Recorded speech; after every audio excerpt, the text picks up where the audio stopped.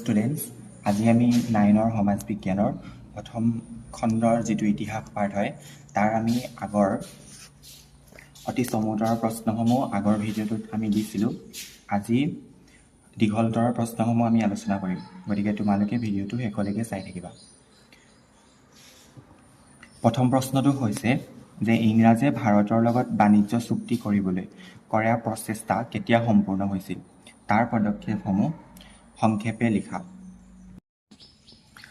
উত্তৰটো হৈছে যে 1608 খ্ৰীষ্টাব্দত ইংলেণ্ডৰ ৰজা প্ৰথম জেমছে ভাৰতৰ সৈতে বেহা বেপাৰ কৰাৰ উদ্দেশ্যে কেপ্টেইন উইলিয়াম হকিন্স নামৰ এজন ব্ৰিটিছ সদাগৰৰ যোগেদি মোগল সম্ৰাট জাহাংগীৰলৈ এখন আবেদন পত্ৰ প্ৰেৰণ কৰিছিল।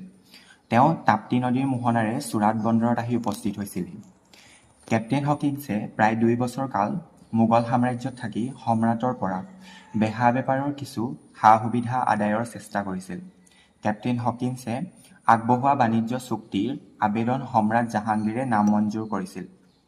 1615 খ্ৰীষ্টাব্দত ইংলেণ্ডৰ ৰজা প্ৰথম জেমছে ছাৰ টমাছ ৰ নামৰ আন এজন ইংৰাজক পুনৰ জাহাংগীৰৰ ওচৰলৈ প্ৰেৰণ কৰিছিল। টমাছ ৰয়ে কোনো ধৰণৰ বাণিজ্যিক চুক্তি কৰিব পৰা নাছিল যদিও সম্ৰাট জাহাংগীৰে ইংৰাজ সদাগৰসকলক চুৰাটৰ বাণিজ্যিক কুঠি স্থাপনৰ অনুমতি প্ৰদান কৰিছিল।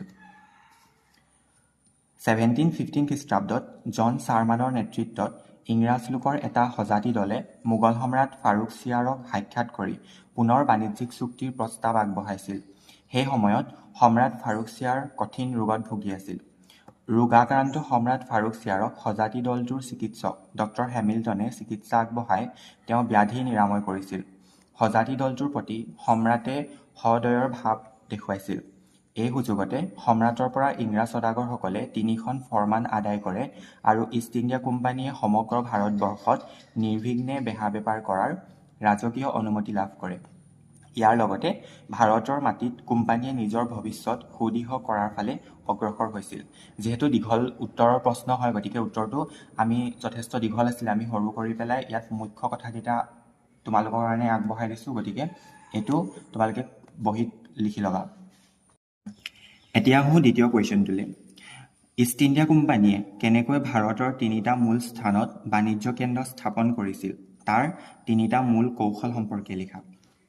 এতিয়া আমি উত্তৰটোত চাওঁ যে ইষ্ট ইণ্ডিয়া কোম্পানীয়ে তলত উল্লেখ কৰা ধৰণে 3খন গুৰুত্বপূৰ্ণ ঠাইত বাণিজ্য কেন্দ্ৰ স্থাপন কৰিছিল। প্ৰথমতে আছিলে যে মছলিপট্টনমত বাণিজ্য কেন্দ্ৰ স্থাপন কৰে।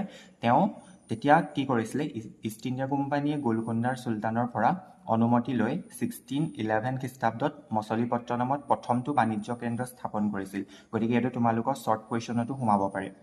দ্বিতীয়টো আহিলে আৰ্মাগাঁৱত বাণিজ্য কেন্দ্ৰ স্থাপন কৰে, যে ইষ্ট ইণ্ডিয়া কোম্পানীয়ে 1636 খ্ৰীষ্টাব্দত নিজৰ দ্বিতীয়টো বাণিজ্য কেন্দ্ৰ আৰ্মাগাঁৱত স্থাপন কৰে।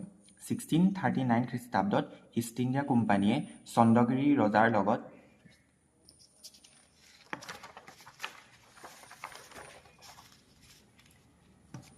এখন চুক্তি কৰি আৰ্মাগাঁৱত বাণিজ্য কেন্দ্ৰটো মাদ্ৰাজৰ কাষৰীয়া ঠাই এখনলৈ তুলি নি কেন্দ্ৰটো ফৰ্ট ছেণ্ট উইলিয়াম নামেৰে পুনৰ নামাকৰণ কৰি দিয়ে। তৃতীয়টো হ'ল কলিকতাত স্থাপন কৰা এটা বাণিজ্য কেন্দ্ৰ। সেইটো কেতিয়া কৰিছিলে, যে 1690 খ্ৰীষ্টাব্দত জবছ চাৰ্নক নামৰ কোম্পানীৰ এজন বিষয়াই বংগৰ নবাবৰ লগত কৰা চুক্তিৰ যোগেদি বছৰি 1200 টকাৰ বিনিময়ত কালীঘাট, গোবিন্দপুৰ আৰু সূতানদী নামৰ 3খন গাঁৱৰ জমিদাৰী লাভ কৰি ইয়াত এটা বাণিজ্য কেন্দ্ৰ স্থাপন কৰিছিল। পিছলৈ এই 3খন গাঁও লগ লাগি কলিকতা নগৰ গঠিত হৈছিল। গতিকে কলিকতা নগৰ গঠিত হৈছিল কেইখন নগৰ লগ লাগি, কালীঘাট, গোবিন্দপুৰ আৰু সূতানদী, এই 3খন নগৰ লগ লাগিয়ে কলিকতা নগৰখন গঠিত হৈছিল। এতিয়া আহোঁ আমি 3 নম্বৰ কুৱেশ্যনটোলৈ। ভাৰতত ব্ৰিটিছ সাম্ৰাজ্যবাদ প্ৰতিষ্ঠাৰ পথ সুগম কৰি তোলা ইষ্ট ইণ্ডিয়া কোম্পানীৰ আটাইতকৈ উল্লেখযোগ্য ব্যক্তিজন কোন? তেওঁ কি কি কৌশলেৰে ব্ৰিটিছ সাম্ৰাজ্যৰ লাইখুটা স্থাপন কৰিছিল? 4টা যুক্তিৰে লিখা। এতিয়া যিহেতু আমাক যুক্তি লিখিবলৈ কৈছে, গতিকে আমি তলত যুক্তিকেইটাও আলোচনা কৰি দিছোঁ। যে ভাৰতত ব্ৰিটিছ সাম্ৰাজ্যবাদ প্ৰতিষ্ঠাৰ পথ সুগম কৰি তোলা ইষ্ট ইণ্ডিয়া কোম্পানীৰ আটাইতকৈ উল্লেখযোগ্য ব্যক্তিজনেই হৈছে ৰবাৰ্ট ক্লাইভ। তেওঁ যিকেইটা কৌশলেৰে ব্ৰিটিছ সাম্ৰাজ্যৰ লাইখুটা স্থাপন কৰিছিল তাৰ যুক্তি 4টা আছে। সেই 4টা হৈছে যে ক্লাইভে নিজৰ কোম্পানীৰ স্বাৰ্থত আনবোৰ বিদেশী ইউৰোপীয়ান কোম্পানীক ভাৰতৰ পৰা বহিষ্কাৰ কৰাৰ আঁচনি লৈছিল, সেইটো প্ৰথম আঁচনি। দ্বিতীয়টো লৈছিলে যে ৰবাৰ্ট ক্লাইভে যুদ্ধ নতুবা মিত্ৰতাৰ পক্ষেৰে দেশীয় ৰজাসকলৰ কোম্পানীৰ ফলীয়া কৰিবলৈ চেষ্টা চলাইছিল। তাৰ পাছৰটো হ'ল বংগৰ নবাব হায়দৰাবাদৰ নিজাম, অযোধ্যাৰ নবাব, ৰাজপুতনাৰ ৰজা আদিয়ে কোম্পানীৰ সৈতে মিত্ৰতা কৰি প্ৰত্যেকেই নিজৰ নিজৰ কৰ্তৃত্ব বিসৰ্জন দিব লগা হৈছিল। তাৰ পাছৰটো আছিল পলাশী যুদ্ধ, যিহেতু ১৭৫৭ চনত এই যুদ্ধ আৰম্ভ হৈছিলে। গতিকে পলাশী যুদ্ধত বংগ, বিহাৰ আৰু উৰিষ্যাৰ নবাব চিৰাজউদ্দৌলাক ছল-চাতুৰিৰে পৰাস্ত কৰি ভাৰতবৰ্ষত ব্ৰিটিছ সাম্ৰাজ্যৰ লাইখুটা স্থাপন কৰি ব্ৰিটিছ সাম্ৰাজ্যবাদৰ প্ৰতিষ্ঠাৰ পথ সুগম কৰি তুলিছিল। এতিয়া আমি আহোঁ ৪ নম্বৰ কুৱেশ্যনটোলৈ। সুধিছে যে চিপাহী বিদ্ৰোহৰ সৃষ্টিৰ কাৰণবোৰ লিখা। চিপাহী বিদ্ৰোহৰ সৃষ্টিৰ মূল কাৰণ আমি ৪টা চাব পাৰোঁ। তাৰ ভিতৰতে এটা হৈছে ৰাজকীয় শ্ৰেণী আৰু জনগণৰ অশান্তিয়ে বিদ্ৰোহৰ পৰিৱেশ সৃষ্টি কৰিছিল।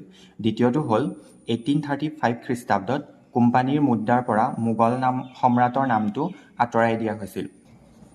তাৰ পাছৰটো হ'ল একে সময়তে ৰাজকীয় পাৰ্চী ভাষাক উচ্ছেদ কৰি শাসনযন্ত্ৰত ইংৰাজী ভাষা প্ৰচলন কৰাৰ প্ৰতিক্ৰিয়া হিচাপে ভাৰতীয়ৰ মনত অশান্তিৰ সৃষ্টি বা অশান্তিৰ পৰিমাণ অত্যাধিক মাত্ৰাত বাঢ়ি গৈছিল।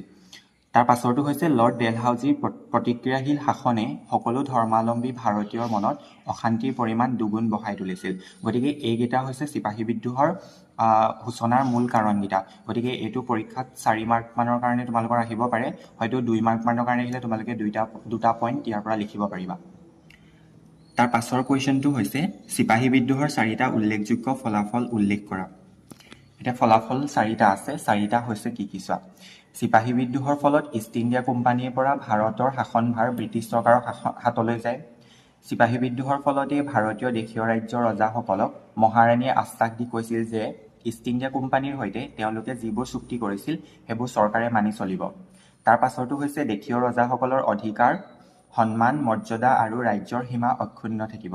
তাৰ পাছৰটো হৈছে জাতি, ধৰ্ম বা বৰ্ণৰ ভিত্তিত মহাৰাণীৰ চৰকাৰে কোনো বৈষম্যমূলক আচৰণ নকৰে আৰু এই বিদ্ৰোহে ভাৰতত জাতীয়তাবাদৰ সূচনা কৰে। আমি ইয়াত যিকোনো 4টা ফলাফল লিখিবলৈ দিছে, গতিকে আমি 5টা লৈ আহিছোঁ। পৰীক্ষাত যদি 5 মাৰ্কৰ কাৰণে আহে তেতিয়া তোমালোকে 5টা ফলাফল লিখি দিব পাৰিবা। আমি এতিয়া তোমালোকৰ লগত এই 5টা কুৱেশ্যনৰ আনচাৰে দিলোঁ, যিহেতু কুৱেশ্যনকেইটা অলপ উত্তৰকেইটা যিহেতু দীঘল আছিলে, সেইটো কাৰণে আমি এই ভিডিঅ'টোত 5টাৰ প্ৰশ্নৰ উত্তৰ তোমালোকক দেখালোঁ। আমি দ্বিতীয় ভিডিঅ'টোত 6 নম্বৰৰ পৰা 11 নম্বৰলৈকে যিকেইটা প্ৰশ্ন আছে সেইকেইটা কৰি দিম। তোমালোকে গতিকে ভিডিঅ'টো সম্পূৰ্ণকৈ চাবা আৰু পাছৰ ভিডিঅ'টো চাবা বুলি আশা ৰাখিলোঁ। লগতে চেনেলটো ছাবস্ক্ৰাইব কৰি দিবা।